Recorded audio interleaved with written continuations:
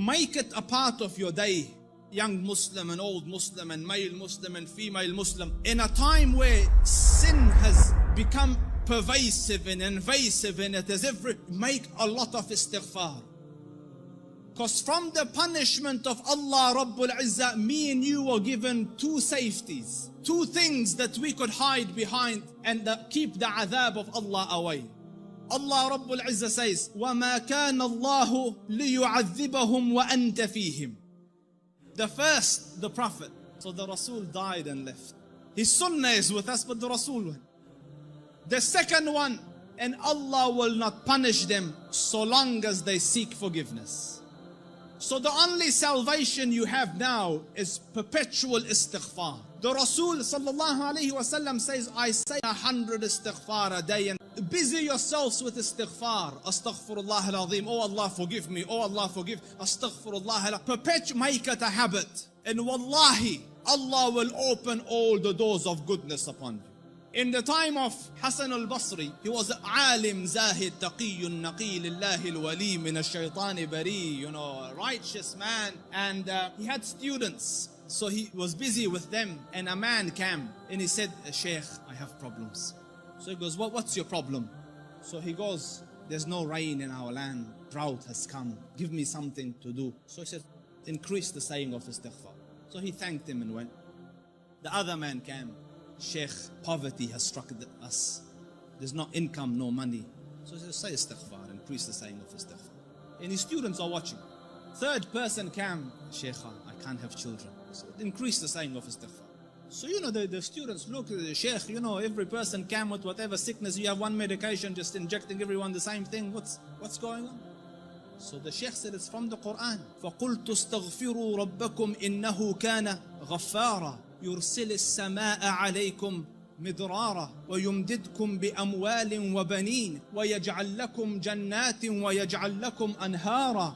Make istighfar of Allah. Allah will send the sky down with helpful rain for you. He will bestow you with wealth and progeny and make your gardens grow, and around it springs of water will come. All for the saying of istighfar and the returning to Allah Rabbul Izzah with seeking forgiveness of Allah Rabbul Izzah. Make istighfar, Muslims. Amidst the scholars of the past, one of the famous ones is Ahmad ibn Hanbal. They call him the Imam of Ahlul Sunnah. And such a giant of an Imam, some of the people in his madhab say that no one served the religion after Abu Bakr radiallahu anhu more than Ahmad ibn Hanbal. Because just in the days of Mihna, for years he took imprisonment and house arrest, but he would not budge on his stance on the deen. So his fame and repute extended across the Muslim land. Everyone knew him, but there was no selfies in those days, you couldn't share a picture. So no one knew. Few people around him and his students and the Ahl al-Ilm knew what the Shaykh looked like. Most people hadn't seen him, but they had heard about him. So Imam Ahmad went on a travel from his city to another city. And when he reached that city, night befell him. He was in a masjid. And he was trying to sleep in the masjid because in those days there was no hotels and things. So the guard came and he said, get out of the masjid.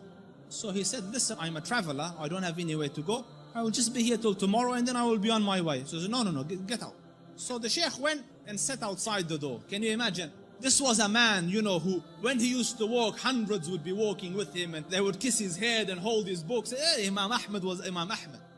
Now he's sitting at the door of the masjid. So he looks at him, he goes, didn't I tell you to go? He goes, I'm outside. He goes, no, get out. So he said, listen, it's just...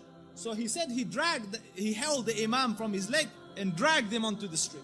Imam Ahmad. So, and the Shaykh, subhanallah, And when he's landed in the middle of the road, across the road was a baker, the one that makes bread. So the baker saw him and he goes, listen, he sees in him signs of piety and taqwa. So he goes, come here and sleep in my bakery, and I am making the dough all night and fixing the bread, because people will come at Fajr to buy, but you sleep here as I'm doing my work. So the Imam thanked him and went and laid down, but he's watching him, that every time he makes the dough, he says, Astaghfirullah, Astaghfirullah, Astaghfirullah. And as he's making Astaghfirullah, Astaghfirullah. So all night he saw this man, Istighfar, Istighfar, Istighfar. So he went to him, he goes, for how long have you been on this practice? for how long have you been practicing this? So he said, for a long time now. So he said, for how long? He said, for a long time. So he goes, have you seen any benefits? Because no one can be so consistent and perpetual on dhikr and on istighfar and Allah not grant him some favor. So he goes, I've realized that whatever dua I ask, Allah grants me, except for one dua that he hasn't accepted. So he said, what dua was this?